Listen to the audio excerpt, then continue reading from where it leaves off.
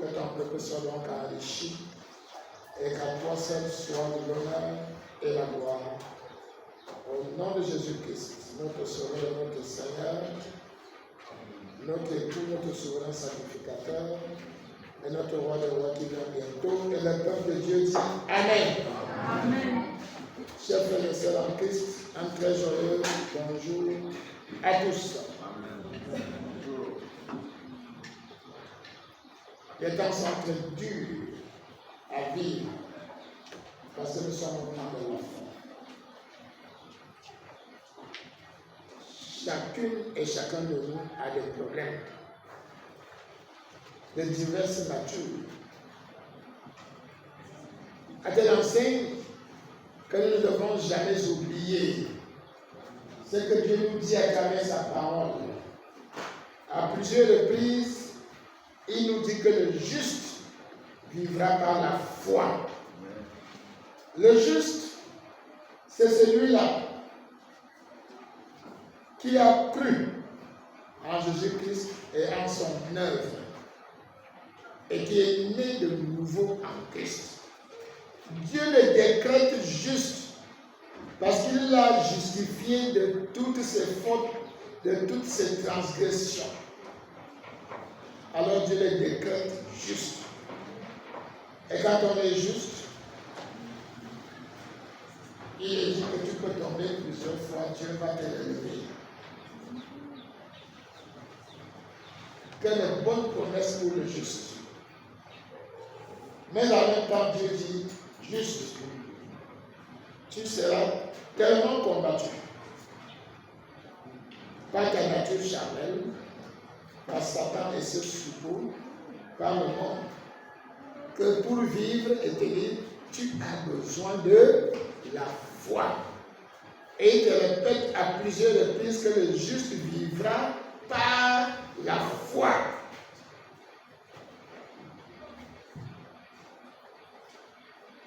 Les épreuves qui t'arrivent, qui t'assaillent, ne viennent pas de Dieu.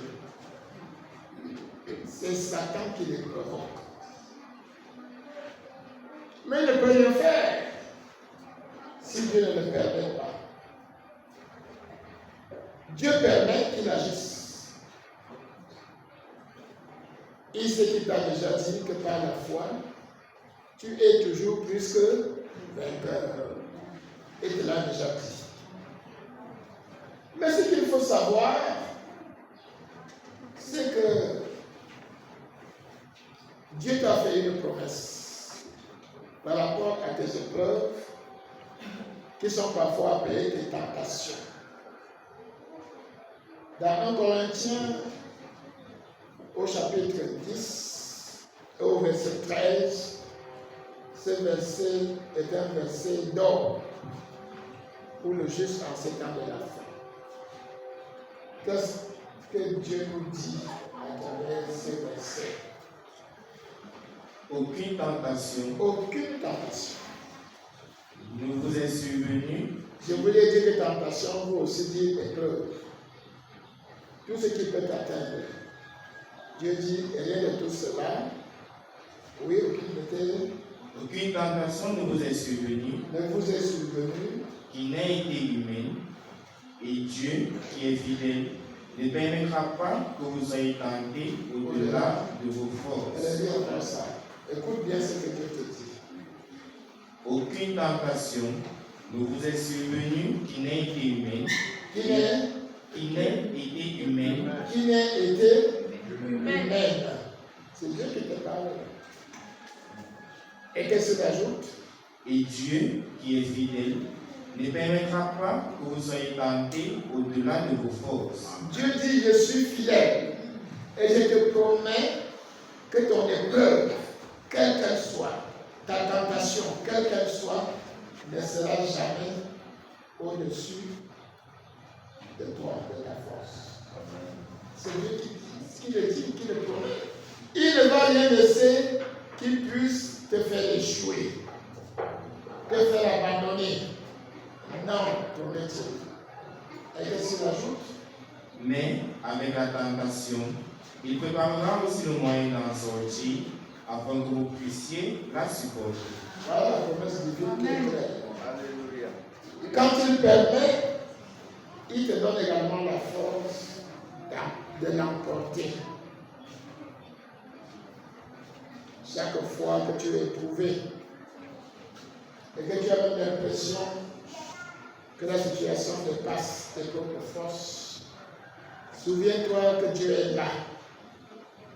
Nous avons vu les assurances que Dieu nous donne, des dispositifs de protection qu'il met à notre disposition. Et il te rassure que rien ne va t'éprouver au-delà de tes forces. Il ne le permettra pas.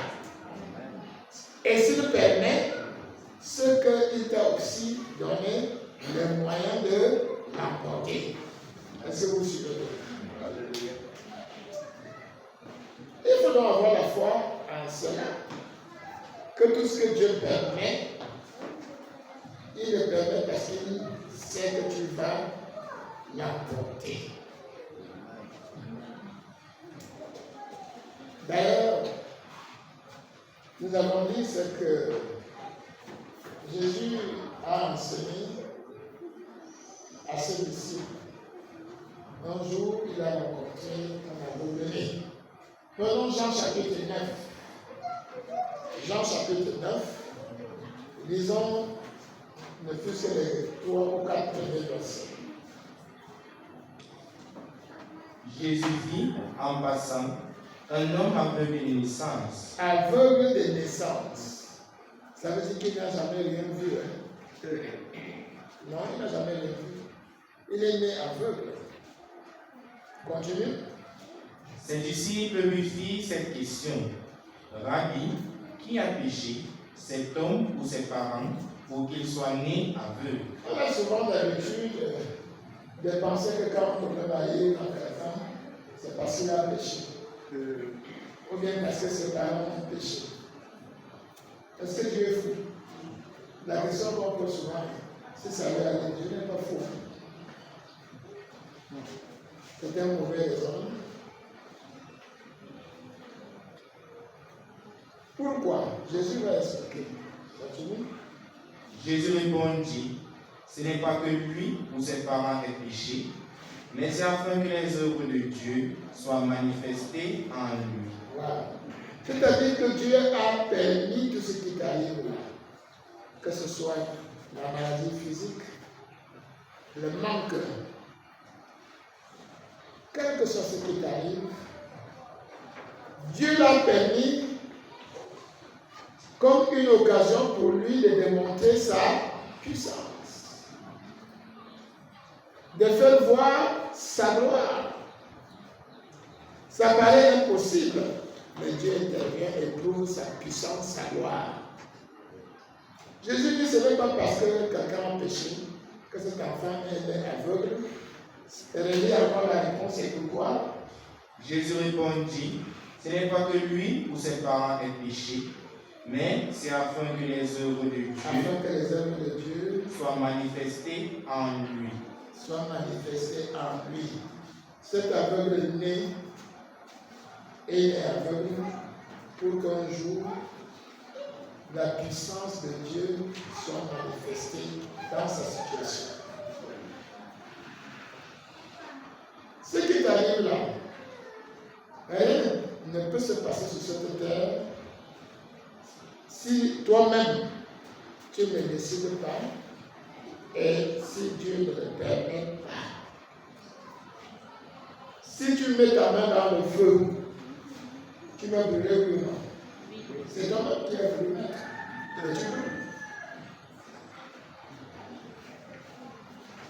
Mais un bandit qui t'arrose d'essence, qui met le feu sur toi, Dieu va intervenir pour que tu ne brûles pas. Vous entendez? Il a dit qu'il est fidèle. Je donne des exemples de la tête comme ça pour que vous compreniez bien que tout ce qui t'arrive là, Dieu le permet pour manifester sa gloire à travers toi, en résolvant ta situation. Dieu sait que les épreuves qui t'arrivent, chaque fois que par la foi, tu arrives à braver cette épreuve-là, cela te garantit, au-delà de toute mesure, un poids éternel de gloire. C'est la finalité. Dieu veut que nous soyons couverts de gloire, que nos corps soient glorieux à la fin. Certains vont briller comme le soleil, d'autres comme la lune, d'autres comme une étoile. La luminosité des étoiles diffère de l'une à l'autre. Tous ceux qui sont en Christ vont donc avoir des corps de gloire, pour autant qu'ils ont bravé des épreuves.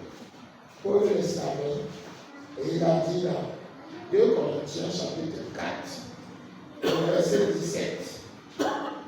Qu'est-ce qu'il a dit? 2 Corinthiens chapitre 4, verset 17. Car nos légères afflictions du moment présent. Nos légères afflictions du moment présent. C'est Paul qui parle. Et vous savez combien Paul a souffert. Il a été battu 40 ou moins ans. Il frappait tellement fort qu'ils se sont dit si on attend 40, la personne va mourir. Donc on avait 49. Il a subi ça plusieurs fois. Il a même été lapidé. On croyait qu'il était mort. Mais il dit, toutes, et il appelle ça légères afflictions. Le temps présent, continuez. Produisent pour nous, au-delà de toute mesure, un poids éternel de gloire. La matière première qui fabrique, qui garantit la gloire que tu auras, s'appelle donc les épreuves, les afflictions, les souffrances. Voilà ce qui produit la gloire lorsque tu as gagné. C'est pour ça que Dieu dit que les justes doivent vivre par la foi.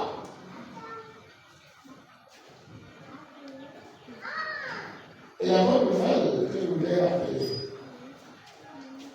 d'abord, il faut savoir que Dieu ne va t'accorder ses grâces, ses interventions, que si tu as la foi. Tu n'auras rien sans la foi. La foi, c'est la main qui saisit ce que Dieu veut te donner.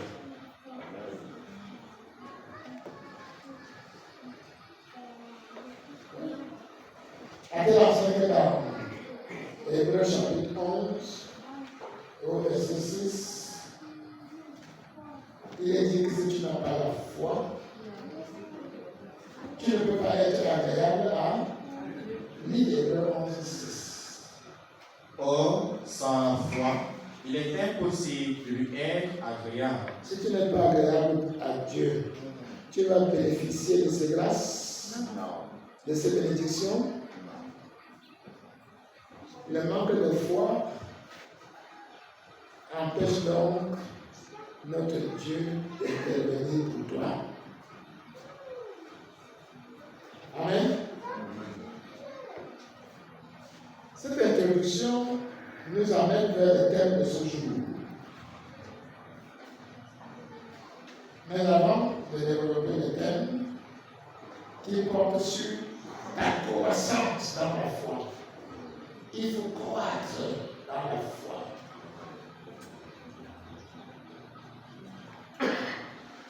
Et il faut d'abord savoir que comme la foi est aussi importante, est-ce que tu peux être sûr que tu as la foi? Quand tu es né de nouveau, oui. Parce que tous ceux qui naissent de nouveau en Christ reçoivent la même mesure de foi. Romains chapitre 12, verset 3, nous donne cette bonne nouvelle que la foi dont j'ai besoin pour prendre tout ce que Dieu veut me donner, que ce soit cela demande la sécurité, de la guérison, de la protection. Eh bien, c'est la foi. Cette foi-là, Dieu me la donne dès ma nouvelle naissance. Qu'est-ce qu'il dit? Romains 12, verset 3. Par la grâce qui m'a été donnée, jugez à chacun de vous de n'avoir pas de lui-même une trop haute opinion, mais de revêtir des sentiments modestes selon la mesure de foi que Dieu a départie à chacun. Dieu a donné à chacun la même mesure de foi au départ. La même. Dieu est juste. Fidèle. Donc si tu es né de nouveau, tu as déjà reçu une mesure de foi. Et ça inquiète Satan. Parce que la foi, c'est un peu comme bouclier. Quand Satan lance des flèches empoisonnées, c'est ta foi qui bloque tout ça. C'est anéantir tous les effets des attaques. La foi. Donc, ce que Satan veut enlever, c'est la foi. Voilà pourquoi il fait tout pour que tu n'entendes pas la parole. Parce que d'où vient la foi? Vous pouvez répondre. D'où vient la foi? La parole de Christ. La foi ne vient que de ce que tu entends. Et que ce que tu entends là, ça vient de la parole de Christ. C'est la seule origine de la foi. Donc, pour alimenter la foi, il faut la parole. Sans la parole de Dieu, il n'y a pas de foi. Donc, quand Dieu te donne la mesure de foi, là, Satan veut que cette mesure de foi disparaisse. Il veut détruire ta foi. C'est le véritable combat que tu dois mener. Défendre ta foi. Prends Jules, verset 3, et attends ce chapitre. C'est le frère du Seigneur Jésus. Jules. Lis le verset 3. Bien-aimés, comme je désirais vivement vous écrire au sujet de notre salut commun, je me suis senti obligé de le faire afin de vous exhorter à combattre pour la foi. Il nous exhorte à combattre pour la foi qui a été transmise au sein une fois pour toutes. Dieu t'a donné la foi, la mesure de foi, dès ta nouvelle naissance, et donc cette foi une fois pour toutes. Et tu dois combattre pour préserver cette foi-là. C'est ça le combat spirituel. Tu combats pour protéger la foi que Dieu t'a donnée. Mais ce matin, nous allons voir qu'il faut une croissance dans la foi. Et il y a 3 niveaux de foi que tu dois franchir. Le premier niveau là, et nous allons étudier à travers l'histoire de Marthe, qui était la sœur de Lazare.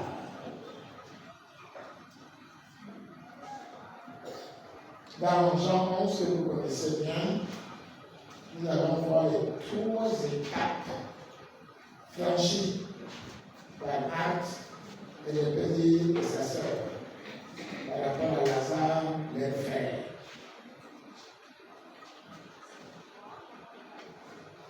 Un jour, à Béthanie, Lazare est tombé malade. Et sa maladie ne faisait qu'empirer. Or, cette famille Lazare et ses deux sœurs étaient une famille amie de Jésus. Chaque fois que Jésus allait à Jérusalem, il passait par Bethanie et il passait la nuit dans cette famille-là.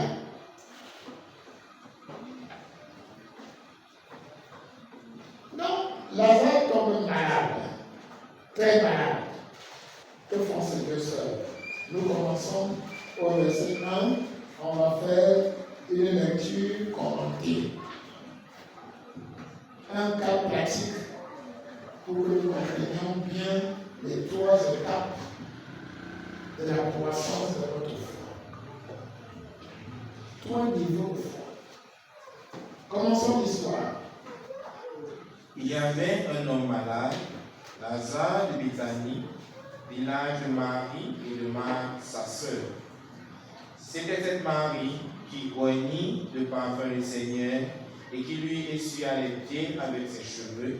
Et c'était son frère Lazare qui était malade. Ok. On nous situe dans le décor. On nous rappelle que Marie a vécu d'abord en ville.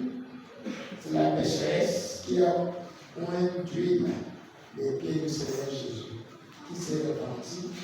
Et nous la retrouvons dans son village natal, à Béthanie, avec sa sœur Marthe et son frère Lazare. Et Lazare est tombé malade. Et ça s'empirait. Lis la suite. Les sœurs envoyaient dire à Jésus, Seigneur, voici, celui que tu aimes est malade. Après avoir entendu cela, Jésus dit, Attends. Les deux sœurs savaient une chose, c'est que Jésus était capable de le guérir. Voilà pourquoi ils ont envoyé quelqu'un lui dire que ton ami Lazare est très malade, viens le guérir. Ils savaient, non, c'est les deux sœurs, elles savaient que Jésus pouvait guérir leur frère. Nous sommes là en plein dans la première étape de la foi. La première étape, c'est que nous savons. Nous savons que Dieu existe et qu'il peut tout faire. On nous a appris qu'il nous protège, il nous nourrit, il nous délivre de toute situation, etc. Nous le savons, c'est le premier niveau de foi. Mais ce n'est pas suffisant. C'est le niveau de la maternelle dans le domaine de la foi. Savoir. Alors ils ont envoyé quelqu'un pour appeler Jésus afin qu'il vienne guérir leur frère, son ami. La suite. Après avoir entendu cela, Jésus dit, cette maladie n'est point à la mort. Alors, écoutez la réponse de Jésus, qui savait, qui connaissait tout. Il dit, cette maladie n'est point à la mort. Il dit à la moyenne, va le dire que la maladie de mon ami Lazare n'est point à la mort. Ce n'est pas pour qu'il meure que le Père a permis cette maladie, que Satan lui a envoyé. C'est Satan qui est à l'origine. Il n'y a que toi-même ou alors Satan à l'origine de tes problèmes. Parce que Dieu ne va pas t'embrigader pour t'empêcher de provoquer des situations difficiles toi-même. Dieu ne paie rien. Il t'a créé libre et il est juste. Par contre, Satan t'attaque pour broyer ta foi et t'éliminer. Mais retiens que tout ce qui t'arrive et que Dieu a permis, ce n'est pas pour ta mort. Ce n'est pas pour ta mort. On a vu que c'est pour ta gloire. Pour que Dieu lui-même soit aussi glorifié. Que la puissance de Dieu se manifeste dans ta situation. Parce que nous sommes ensemble. C'est un niveau maternel de la foi. Le savoir. Il y a d'autres qui ne vont même pas à l'école, qui ne sont pas nés de nouveau, qui sont comme des enfants qui ne vont pas à l'école. J'avais mon très grand ami, il s'appelait Toulouse Emmanuel. On s'est retrouvé à l'université, on a fait 4 ans, on est allé à la même classe, on est sortis en même temps, et nous sommes allés au contrôle de l'État, même plus haut. Donc, on se connaissait très bien. Et un jour, un de ses frères est venu me voir au bureau. Il dit, non, j'ai tellement de problèmes au village qu'il faut que tu me donnes 50 000 €. 50 quoi? J'ai gagné l'argent. Tu veux que je te donne l'argent pourquoi? Quand j'allais à l'école, avec le fouet et tout, je supportais. Toi, tu allais en plus manger les goyards, les batailles. Et maintenant, tu veux me demander l'argent. C'est toi-même qui as voulu être là où tu es. Je ne te donne rien. Je lui dis, il dit, écoute, va si tu veux. Je te dis que c'est ces gens-là qui dérangent. Quand on souffrait à l'école, ils fumaient.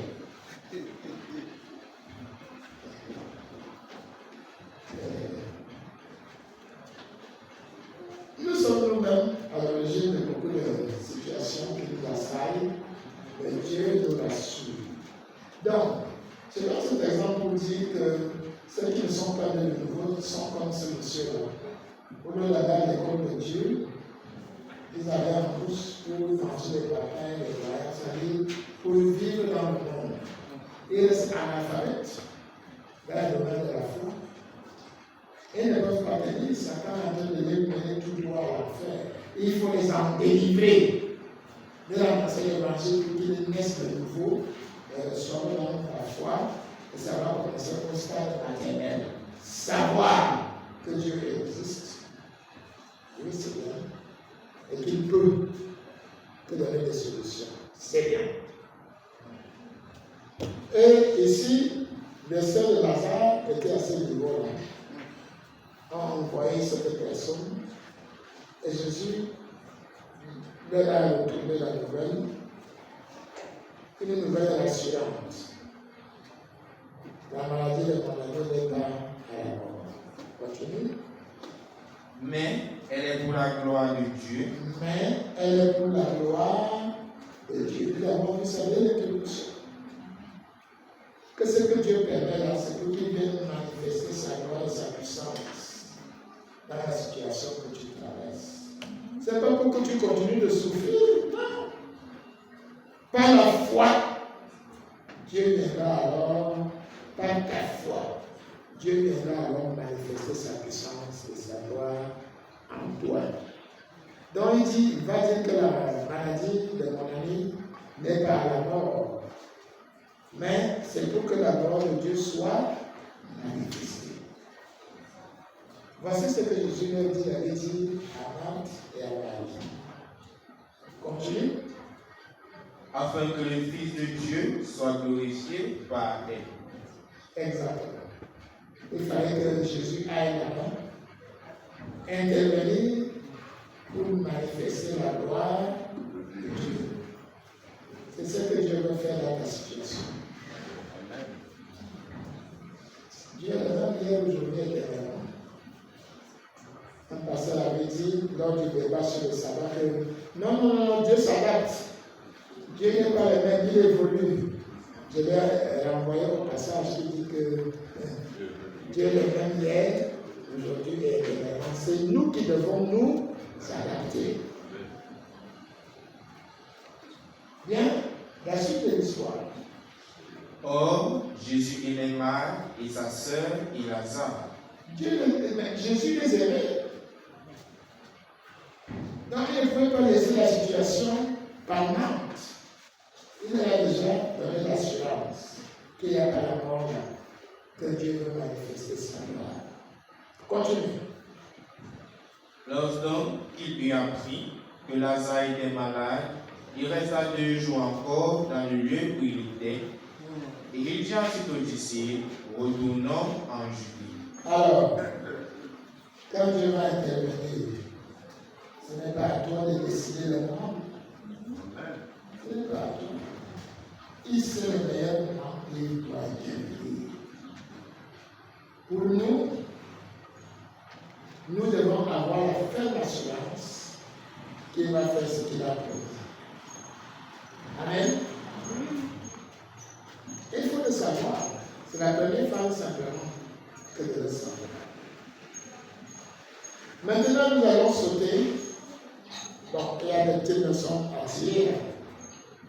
Jésus est allé 4 jours après. Lazare était déjà mort. N'est-ce pas? Il a dit que ce n'est pas à la mort.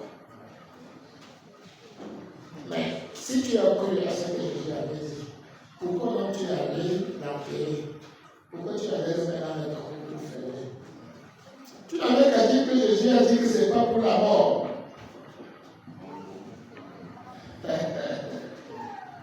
Est-ce que nous sommes ensemble? Maintenant, 4 jours plus tard, Jésus arrive. Commence au verset 20. C'est là qu'on va continuer à voir la première phase et enchaîner avec la deuxième phase de la fin. À partir du verset 20. Lorsque Marthe apprit que Jésus arrivait, elle alla en devant de lui, tandis que Marie se tenait assise à la maison. Il y a même des ailes de la part de Marthe. Ah oui, parce que dès qu'elle a appris que Jésus arrive, elle est allée rencontrer Jésus. Mais sa foi est toujours au niveau maternel. Elle est allée rencontrer Jésus. Continue. Marie dit à Jésus, Seigneur, si tu eusses été ici, mon frère ne serait pas mort. Pourquoi tu n'es pas venu? Si tu étais là, il n'allait pas mourir. Voilà la réaction de Marthe quand il voit Jésus. Ça montre que sa foi n'est qu'au plein stade. Elle croit. Elle croit. Elle sait. Elle a la connaissance. Elle sait. Elle sait. Mais elle n'a pas cru à ce que Jésus avait dit. Elle et sa sœur n'ont pas cru. Lazare meurt et est enseveli. Beaucoup de promesses divines sont ensevelies dans nos vies par manque de foi. Quand Dieu promet, il est fidèle, il réalise toujours ce qu'il a promis. C'est là où je vous renvoie à la définition de la foi. La foi, c'est quoi? Une ferme assurance des choses qu'on espère. Et ce qu'on espère est contenu où? Dans la parole. Tout ce que Dieu te promet dans la parole, tu as une ferme assurance que ces choses vont arriver. C'est ça la foi. On arrive d'abord. On continue notre cas. Voilà Marthe qui dit à Jésus, si tu avais été là, mon frère ne serait pas mort. Jésus lui dit, je vous ai dit que ce n'est pas pour la mort que mon ami était malade. Pourquoi vous n'avez pas cru? Que vous avez mis son corps dans le tombeau. Pourquoi? Mais suivant la suite de l'histoire, quand Marthe a dit ça, la suite. Mais maintenant même, je sais que tout ce que tu demanderas à Dieu, Dieu te l'accordera. Vous avez vu le premier niveau? Elle dit je sais. La foi qui sait, c'est la première étape. Marthe dit je sais que ce que tu demandes au Père, il te le donnera. Je le sais. Ce n'est que l'étape maternelle.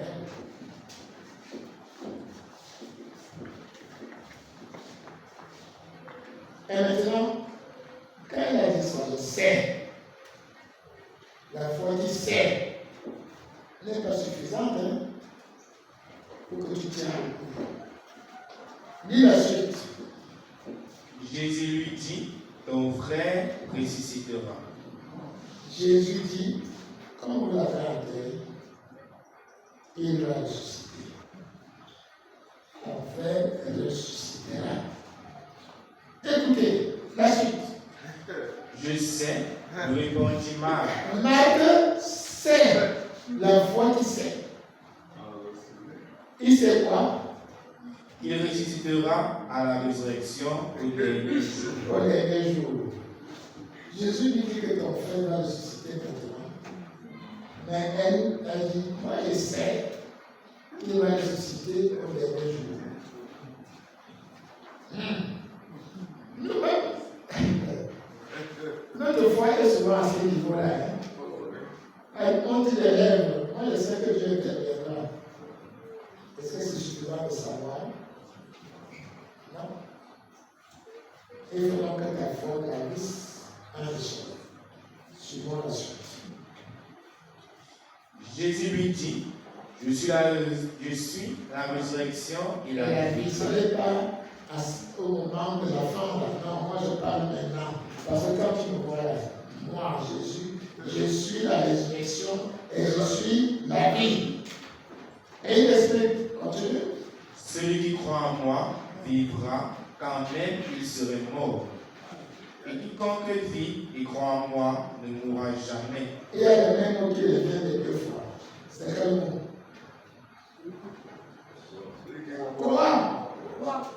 C'est la deuxième étape. La foi qui croit.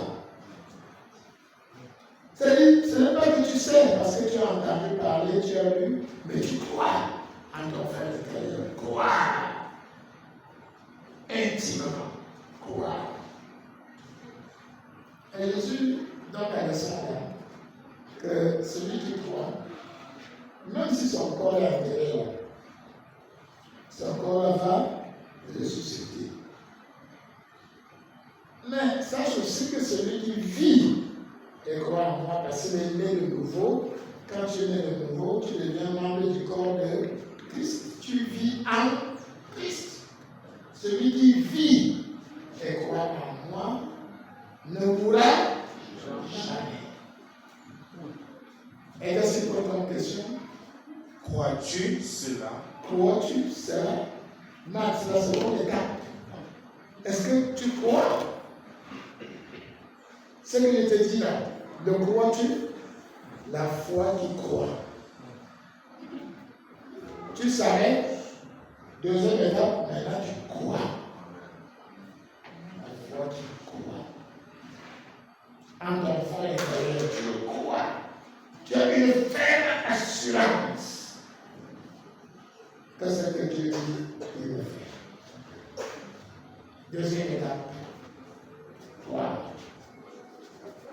Dans le savon, là, il y a le maternel, il y a le primaire. Je crois que Marc a démontré qu'il était déjà au primaire. Oh oui, parce qu'il savait des choses précises sur la résurrection. Alors, quand Jésus va donner prendre le sien, et tout ça, il savait. Il savait. C'était plus vague. Il y avait beaucoup plus de précision. Mais Jésus dit, va au-delà. Crois. Crois que c'est lui qui croit en moi, même s'il meurt, il parle du corps, il ressuscitera. Et il ajoute, celui qui vit. La différence avec l'autre, c'est que lui était en Christ. Là, c'est l'homme intérieur. Amen. C'est l'homme intérieur, c'est le corps qui est le corps. Maintenant, l'homme intérieur vit en Christ. Croit en Christ. Eh bien, lui ne meurt jamais. Quand on dit qu'il est mort, c'est que son esprit est toujours auprès de son âme, elle est auprès du Seigneur. Il n'est pas mort. Il est juste un pas. Il quitte la terre en abandonnant la tente qui est son corps. Mais même ce corps va ressusciter. Et Jésus a dit ton frère ressuscitera. Et il dit, je suis la résurrection et la vie. Jésus a fini de parler. L'élection de Marie. Elle lui dit, Marthe. Elle lui dit, oui, Seigneur, je crois que tu es le Christ, le Fils de Dieu qui devait venir dans le monde. Est-ce que c'est ça? Jésus dit que ton frère va ressusciter. Crois-tu cela quand tu dis oui, je crois que tu es le Fils de Dieu? C'est terrible. Vraiment, toujours attaché à quelqu'un primaire. Quand il dit je crois, nous pensons qu'elle allait dire je crois que mon frère ressuscite alors. Mais il dit que je crois et c'est d'autres choses. C'est que tu veux. Est-ce que tu crois vraiment que Dieu va te donner ça, la délivrance ou la guérison? Ou bien tu crois que Jésus est le Fils de Dieu? Tu crois qu'il est le Dieu Rapha? Tu crois. Et tu laisses la promesse divine. Marthe n'a pas cru à ce que Jésus lui a dit. Elle a cru à autre chose. D'abord, on dit, beaucoup disent ça. Il a cru à autre chose peut-être. Elle a cru à autre chose. Continuons l'histoire. Elle n'est pas là. Là, c'est déjà le secondaire.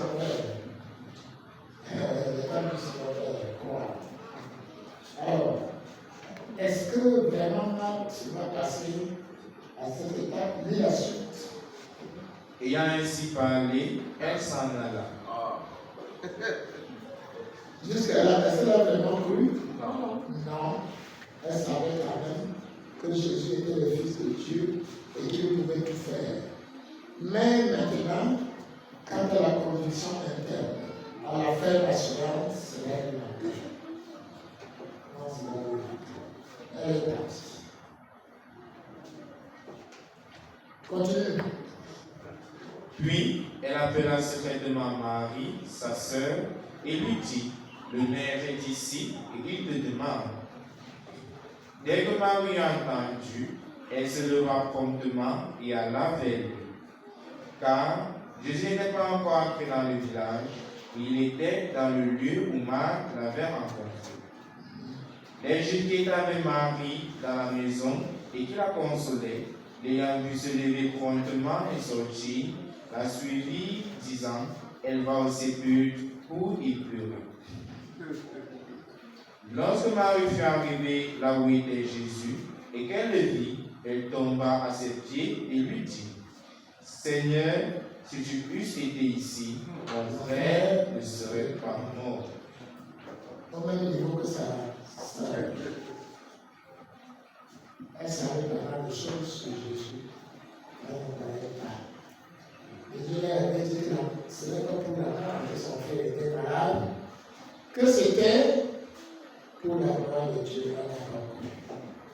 Si tu avais été là, il ne serait pas mort. N'est-ce pas, j'ai dit que ce n'est pas pour la mort? Continue.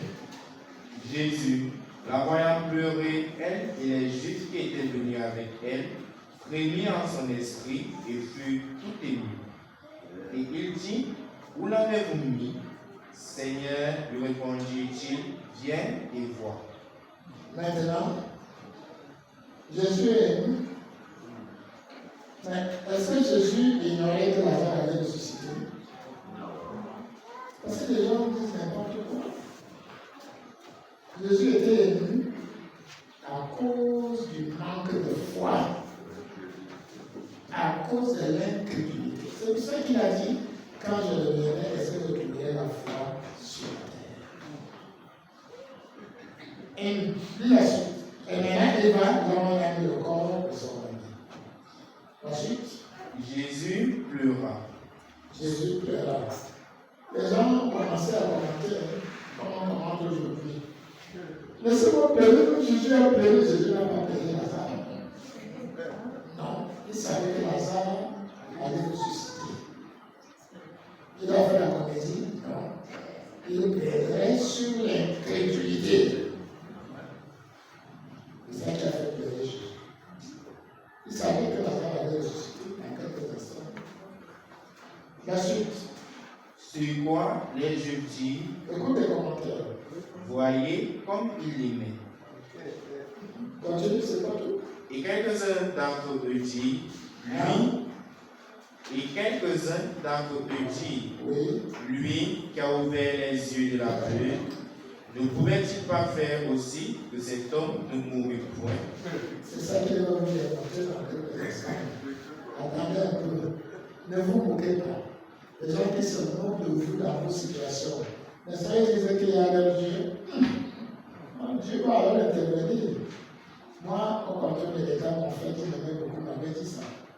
J'ai senti qu'il a dit ça à mon père. Il dit, nous sommes des fils de paysans. Toi, tu viens gâter le travail ici à cause de vos salaires. Je lui dis, je ne garde pas le travail à cause de ça. Je vais payer à Dieu. Il dit, ah bon? Il dit, oui. Il dit, non, Dieu va alors te délivrer de la situation. Je dis, oui, il va le faire. Bon, il fait seulement de me chasser. De me chasser de son bureau. Est-ce que vous pouvez pas croire? Maintenant, j'avais la foi que toutes choses concourent à notre bien. Et que si tu obéis à Dieu, rien ne doit t'inquiéter. Absolument rien. Bien, alors les Juifs se moquaient là. Il a ouvert les yeux des gens, il a fait ceci, pourquoi il n'a pas empêché son frère de mourir, son ami? Il a dit, et il va vous le démontrer. N'écoutez pas les moqueries des gens. Où est ton Dieu? C'est vous qui dites que vous croyez en Dieu. Qui peut alors te délivrer? Dieu te délivrera. Amen. Et c'est ça qui va arriver. Dis la suite. Jésus, frémissant de nouveau en lui-même, se rendit au sépulcre. C'était une grotte et une pierre était placée devant. On n'avait jamais mis Lazare là-bas. On a mis une grosse pierre pour fermer la grotte. Fini, continue. Jésus dit, ôtez la pierre. Alors maintenant, nous allons franchir notre étape. Soyez très attentifs. Jésus dit, ôtez la pierre. Écoutez la réaction. Marthe, la sœur du mort, lui dit, Seigneur, il sent déjà, car il y a 4 jours qu'il est là. Elle ne croit toujours pas. Elle ne croit pas. Pour elle, c'est fini. Le corps des gens pourris depuis 4 jours. Elle dit ça à Jésus. Écoutons l'enseignement que Jésus va lui donner. Jésus lui dit, n'étais-je pas dit que si tu crois, tu verras la gloire. Amen. Amen. Si tu crois, là c'est déjà une vraie assurance. C'est quand tu crois que tu vois la gloire de Dieu. J'ai un ami qui aimait chanter. Crois seulement, tout est possible à celui qui croit. Crois seulement,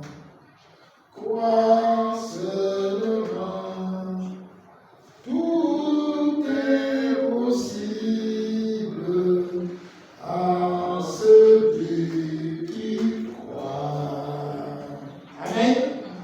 Crois seulement. Tout est possible à celui qui croit. Jésus dit, Marc, Jésus dit que si tu crois, tu vas voir la gloire de Dieu tout à l'heure. Incrédule avec incrédulité. Tu n'as pas encore cru. La suite. Il ôtait donc la pierre. Voilà donc le début de la dernière étape de la foi. La foi qui agit. La foi qui sait. La foi qui croit. Et la foi qui agit. Amen. Voilà les 3 étapes là. Maintenant, c'est Jésus va passer à l'action en utilisant Marthe. C'est un nom de ces Marthe qui a appelé des gens, il a dit on va appeler comme il demande. C'est déjà l'action. Amen. Continue, ils ont ôté la pierre. Et Jésus, levant les yeux en haut, et dit, Père, je te rends grâce de ce que tu m'as exaucé. C'est-à-dire que Jésus, pour lui, Jésus ne demande pas avec réserve. Et il dit, je sais que tu m'as déjà exaucé. Parce que c'est toi qui m'avais dit que la maladie de mon ami n'est pas la mort, mais la gloire de Dieu. Le moment est venu que tout soit glorifié à travers la résurrection. Continue. Pour moi, je savais que tu m'exauces toujours, mais j'ai parlé à cause de la foule qui m'entoure, afin qu'ils croient que c'est toi qui m'as envoyé. Alors, qu'est-ce qui se passe? Ayant dit cela, il cria d'une voix forte, Lazare, sors. Non, Jésus n'a pas parlé à la mort. Non. Il a parlé à qui? Lazare, sors. Arrêtez de parler de Satan dans vos vies. Arrêtez. Arrêtez de parler de Dieu et de son action. Amen.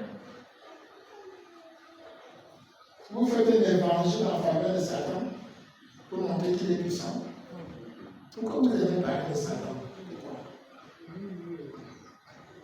Vous parlez de Dieu et de sa puissance et de sa fidélité. Jésus l'a fait. Il a parlé à Lazare. Sors, c'est un ordre. Et qu'est-ce qui s'est passé? Et le mort sortit, les pieds et les mains liés de bandes, et le visage enveloppé d'un linge. Voilà. Pour le mettre dans la caverne là, on l'avait attaché avec des bandes partout sur le corps, jusqu'à la figure. Quand il est ressuscité, il était toujours attaché. Voilà la foi qui agit. Marthe et sa famille ont enlevé la pierre. Et Jésus a parlé à son Père. C'est-à-dire, la foi qui agit, c'est à travers ta parole. Amen. Ou à travers ton action. Ou les deux. La foi là est déjà agissante. La foi qui agit. Mais écoutez ce qui va se passer. Lazare est ressuscité, mais il est toujours attaché. Qu'est-ce que Jésus dit? Jésus leur dit, déliez-le vous-même. Déliez-le vous-même et laissez-le aller. C'est-à-dire, c'est vous qui l'avez attaché. Moi, je l'ai ressuscité. Déliez-le. Déliez-le. Ça veut dire que quand tu mets le nouveau, parfois, tu as encore des liens. Tu es encore attaché quelque part. Par la parole. Délie les liens de la méchanceté. Tous les liens que Satan a fabriqués dans ta vie là. Tout ça doit sauter. Tu es sauvé et tu dois en être délivré.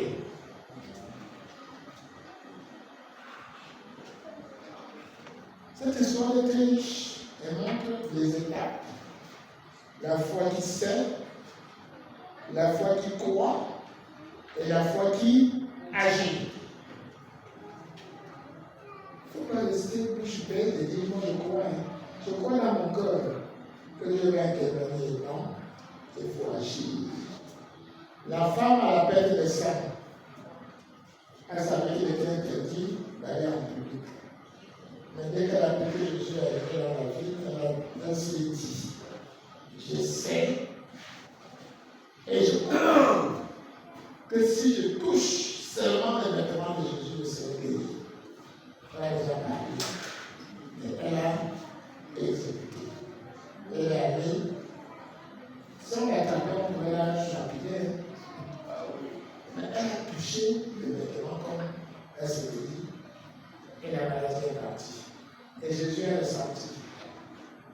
Frères et sœurs, il faut une foi agissante.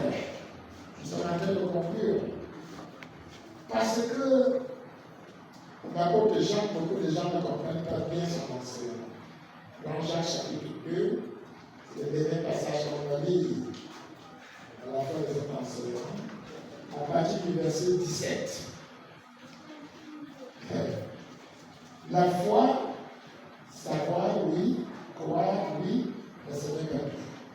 Il faut agir. Les œuvres. Vas-y. Il en est ainsi de la foi. Si elle n'a pas les œuvres, elle est morte en elle-même. Vous avez suivi? La foi sans les œuvres est morte. Les œuvres ne te sauvent pas, c'est la foi qui te sauve. Mais cette foi, pour être agissante, pour vivre, a besoin des œuvres. C'est-à-dire que tu dois agir. Regardez la définition de la foi. Une ferme assurance des choses qu'on espère, c'est-à-dire de ce que Dieu a promis, et une démonstration de celles qu'on ne voit pas. C'est-à-dire que tu démontres, tu agis, que c'est déjà là même si tu ne vois pas. C'est ça la foi. C'est ça. Continue la lecture. Mais quelqu'un dira, toi tu as la foi et moi j'ai les œuvres. Montre-moi ta foi sans les œuvres et moi je te montrerai la foi par les œuvres. Continue, il va donner l'exemple, continue. Tu crois qu'il y a un seul Dieu, tu fais bien, les démons le croient aussi et ils craignent. Vous entendez? Ne t'arrête pas à dire je sais, je crois. Non. Il faut agir. Il faut démontrer que ce que tu crois est vrai et tu agis en conséquence. Les œuvres ne te sauvent pas. Les œuvres rendent ta foi parfaite et agissante. Continue à l'écrire. Veux-tu savoir, ô homme vain, que la foi sans les œuvres est inutile?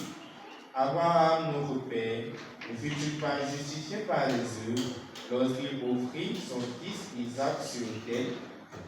Tu vois que la foi agissait avec ses œuvres et que par les œuvres, la foi fut rendue parfaite. Dieu dit à Abraham, va me sacrifier ton unique fils. Parce que Dieu montrait par là qu'il ignorait Ismaël. Il parlait d'Isaac comme l'unique fils à sa connaissance. Va le sacrifier. Abraham dit oui, mon Dieu, je crois en toi. Je crois en toi. Et il reste sur place. Il ne va pas exécuter. Il a la foi. Sa foi est morte. Il n'y a rien. Dieu dit, mais l'incrédule manque de foi. Et il peut raisonner, n'est-ce pas? Tu as dit que j'aurais une grande prospérité à travers lui, comment il peut encore. Dieu a parlé, exécute. Prouve par tes œuvres que tu as la foi.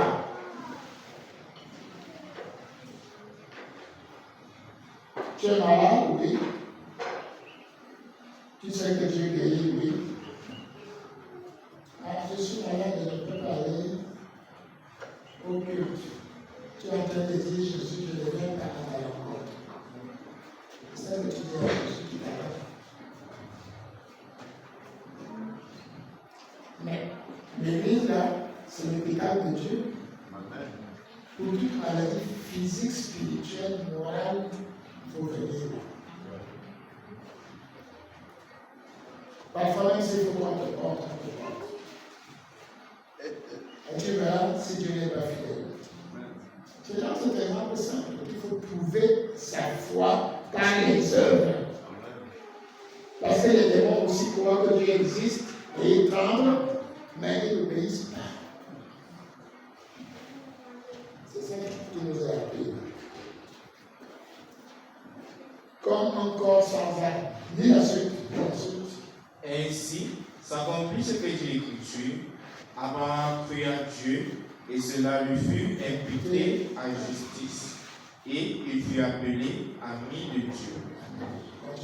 Vous voyez que l'homme est justifié par les œuvres et non par la foi seulement.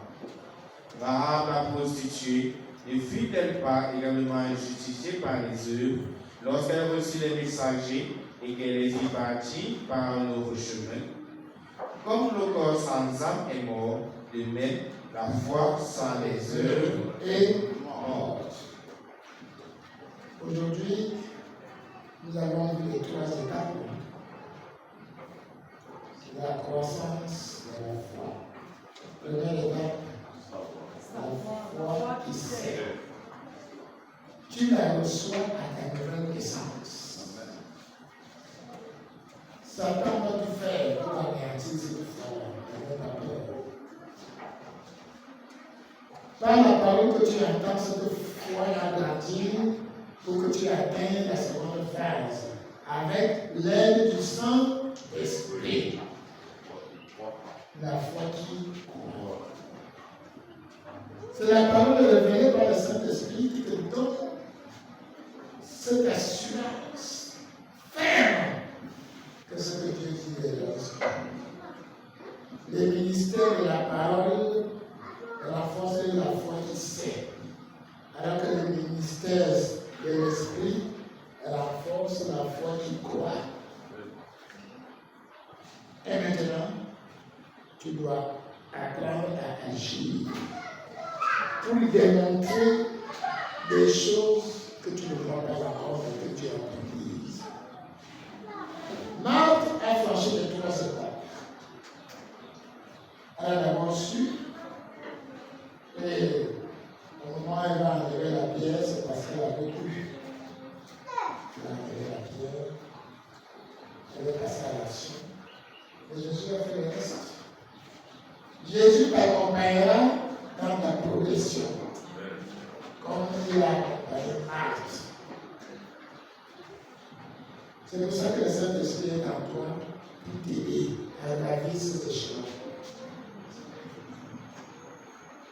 Quand tu atteindras la phase de la foi qui agit, ta vie sera transformée. Tu opéreras des miracles, même en faveur des autres. Un enseignement sur la foi.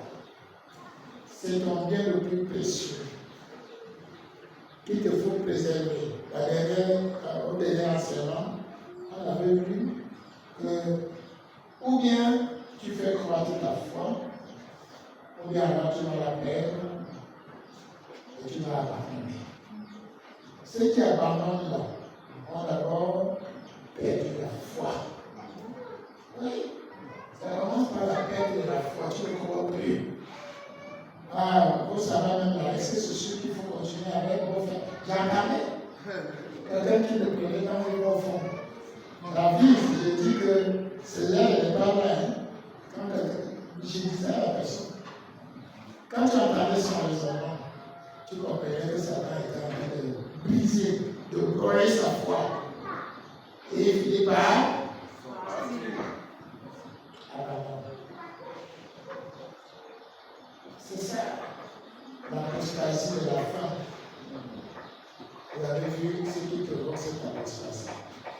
Alors, mon frère, ma soeur, la vie sera un paradis pour toi, parce que si tu le parles pour terminer avec Corinthiens 4, verset 17, on te rappelle que les épreuves produisent au-delà de toute mesure un poids éternel de gloire. On t'explique pourquoi ça arrive. Car nos légères afflictions du moment présent produisent pour nous, au-delà de toute mesure, un poids éternel de gloire. Pourquoi? Parce que nous regardons, non point aux choses visibles, non pas aux choses physiques, mais à celles qui sont invisibles. Car les choses visibles sont passagères et les invisibles sont éternelles. Où fixes-tu ton regard? Ne marche pas par la vue, mais marche par la foi. C'est pour ça qu'il y a Abraham, Isaac, Jacob. Voyez déjà la nouvelle Jérusalem et toute leur vie était orienter vers la Nouvelle Jérusalem. Amen. Aujourd'hui, là, ton miroir spirituel qui te montre les choses éternelles, c'est la Bible. Le Saint-Esprit est là pour prendre tes yeux et t'éclairer, afin que tu vois ces choses spirituelles. C'est la seule manière que tu vivras la vie de l'Esprit. L'Esprit connaît tout. L'Esprit sait tout. L'Esprit est Dieu. L'Esprit est en toi. Et tu te jeunesse. Et tu échoues. Non. Passe donc de la foi qui sait à la foi qui croit. Et de la foi qui croit, tu vas passer maintenant à la foi qui agit. Que Dieu vous bénisse au nom de Jésus.